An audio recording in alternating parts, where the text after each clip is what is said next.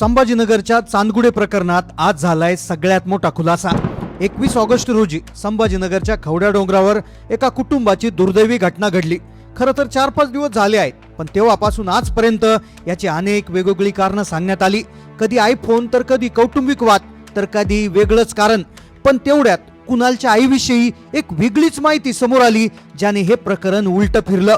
कुणालची आई रात्री शेतात जाऊन असं काही करायची। एक असा धक्कादायक खुलासा समोर आला की जो स्वतः कुणालच्या मावशीनं केलाय। कुणालची आई रात्री शेतात जाऊन एक प्रकार करायची। खरं तर हा प्रकार तपास अधिकाऱ्यांच्याही लक्षात आला नव्हता। ती गोष्ट अखेर कुणालच्या सख्या मावशीनं समोर येऊन उघड केली। प्रकरण 21 ऑगस्टला डोंगराच्या कड्यावर घडलं, पण या सगळ्यांच्या आधी रात्री आई शेतात जाऊन जे करायची त्याच्यावर आजवर कुणाचंच लक्ष गेलं नव्हतं। आईचा तो रात्रीचा प्रकार अद्याप कुठे समोर आला नव्हता आणि त्यानेच खरं तर हे प्रकरण उलट फिरलं। काही दिवसापूर्वी सोशल मीडियावर आईने व्हिडिओ टाकले होते, त्यात नातेवाईकांवर गंभीर आरोप केले होते। पण त्या पलीकडे त्याच्या मागे तिचं जे वागणं सुरू होतं, तिचं जे विचित्र गोष्ट होती, शेतात रात्रीचा तो जो प्रकार होता तो कुणालाच माहिती नव्हता। ते अखेर कुणालच्या मावशीनं स्पष्ट केलं।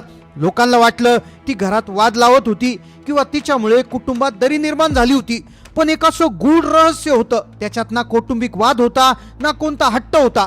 तिची एक अशी बाजू होती की ज्यामुळे ह्या प्रकरणाची बीज रोवली गेली। कालपर्यंत या प्रकरणात जे काही ऐकलं होतं, जे काही पाहिलं होतं, ते सगळं खोटं ठरलं।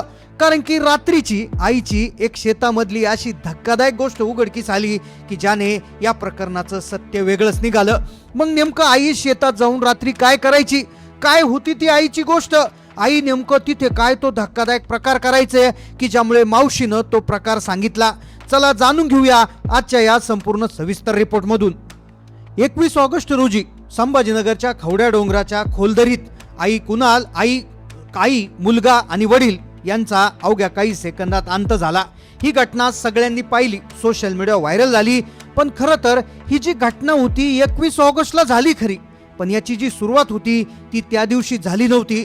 खरं तर त्याच्या मागे 20 वर्षापूर्वीचा एक खूप मोठा इतिहास लपला होता।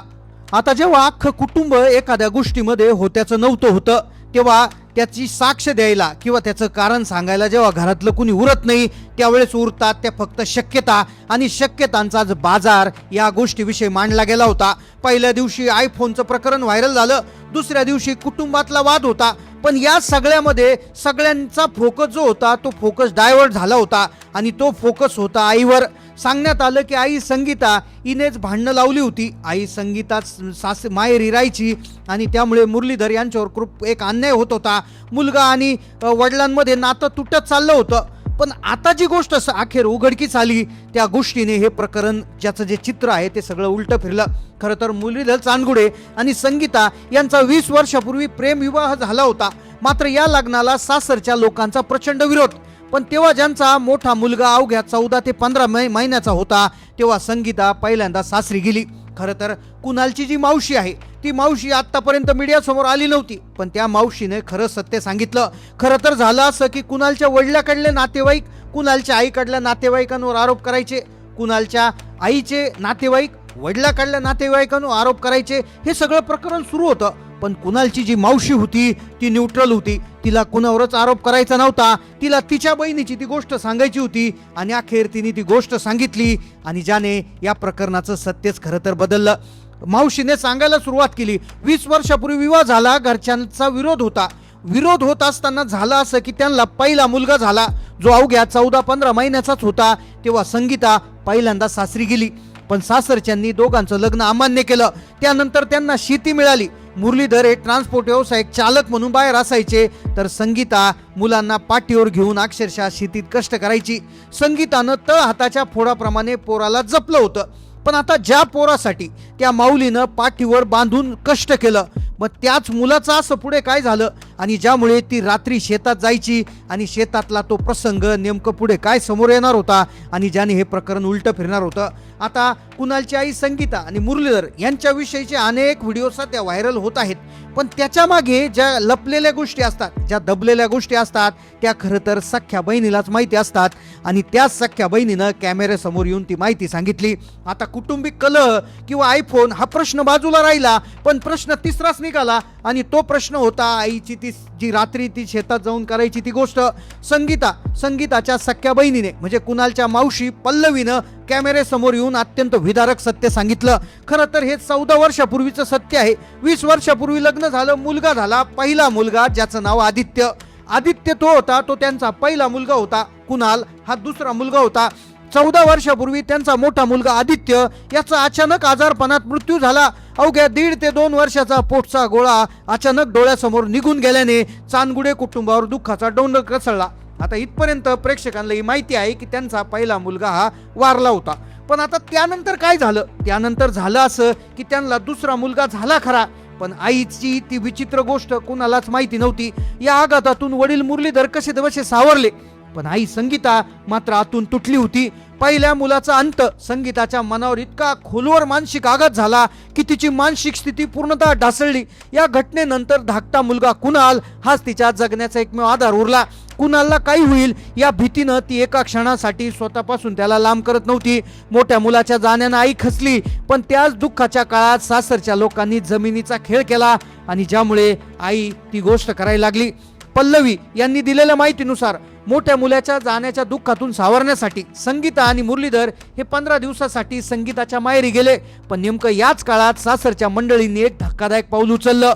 त्या मुरलीधर यांचा विश्वासात न घेता, कोणतीही कल्पना न देता वडिलोपार्जित जमिनीचा काही हिस्सा परस्पर मुलीच्या नावावर म्हणजे कुणालची आत्या किंवा कुणालच्या वडिलाच्या बहिणीच्या नावावर केला. जेव्हा मुरलीधर आणि संगीता परत आले तेव्हा हा प्रकार समोर आला. मुरलीधर यांना या गोष्टीचे दुःख झालं. संगीता याच्या मनातही सासरच्या विरुद्ध अन्यायाची चीड निर्माण झाली. त्यामुळे संगीता ह्या व्हिडिओमधून त्यांची ननंद असेल किंवा सासरच्याकडच्या नातेवाईकांवर आरोप करताना दिसल्या, पण सगळ्यात महत्त्वाचा प्रश्न विडतो की ते रहस्य काय होतं? रहस्य नेमकं काय होतं? त्या रात्री शेतात जाऊन काय तो प्रकार करायचा आणि त्या प्रकाराचा आणि याचा काय संबंध होता, हा प्रश्न अजूनही अनुत्तरित होता. पल्लवी म्हणजे संगीता यांच्या बहीण त्या ठिकाणी सांगत होत्या. आता त्या सांगता सांगता रडू लागल्या होत्या. त्या म्हणाल्या, मोठ्या मुलगा जेव्हा आदित्य गेला तेव्हा संगीता यांचं मानसिक स्वास्थ्य पूर्णतः बिघडलं होतं. त्या दिवसा सामान्य राहण्याचा प्रयत्न करायच्या, पण रात्र जेव्हा व्हायची तेव्हा अचानक उठून बसायच्या.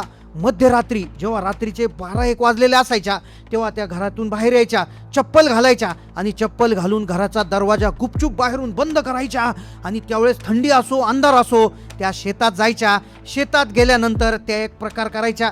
तो प्रकार कुणालाच माहिती नव्हता, पण जेव्हा बहिणीनं सांगितला तेव्हा सगळ्यांना धक्का बसला. तो प्रकार खूप विचित्र होता. जेव्हा आईचं एखादं बाळ जातं, एखादा मूल तिचं जात असतं, भले तिला दुसरं मूल झाल्यानंतर त्याच्याविषयी त्या भावना तयार होतात, पण जे मूल गेलंय ज्याचा विरह जो असतो तो कुठे व्यक्त करायचा, आणि म्हणून त्या शेतात जायच्या आणि आदित्य म्हणून हाक मारायच्या.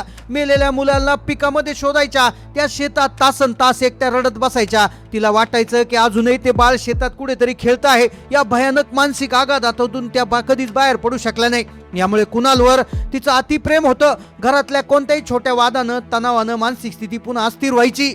21 ऑगस्टला त्या कडेवर जेव्हा कुणाल उभा राहिला तेव्हा 14 वर्षापूर्वीचा तोच पोटचा गोळा गमावण्याचा थरार तिच्या डोळ्यासमोर उभा राहिला असावा आणि याच अतिमानसिक दबावातून अख्खं कुटुंब त्या दरीच्या टोकावर पोहोचलं. कुणालच्या मावशीनं कॅमेऱ्यासमोर येऊन मांडलेली ही बाजू वरवर दिसणाऱ्या वादाच्या पलीकडे एक अत्यंत विदारक आणि वेदनादायी सत्य समोर आलतं. एक आईचं 14 वर्षापूर्वीचं दुःख, कौटुंबिक कलह आणि संवादाचा अभाव यामुळे या हसत्या खेळत्या कुटुंबाचा अंत झाला असावा. या प्रकरणावर आणि मावशीने केलेल्या खुलाशावर तुमचं काय मत आहे ते कमेंटमध्ये नक्की सांगा. हा व्हिडिओ प्रत्येकापर्यंत शेअर करा आणि अशा सविस्तर विश्लेषणासाठी चॅनलला सबस्क्राईब करायला विसरू नका. धन्यवाद.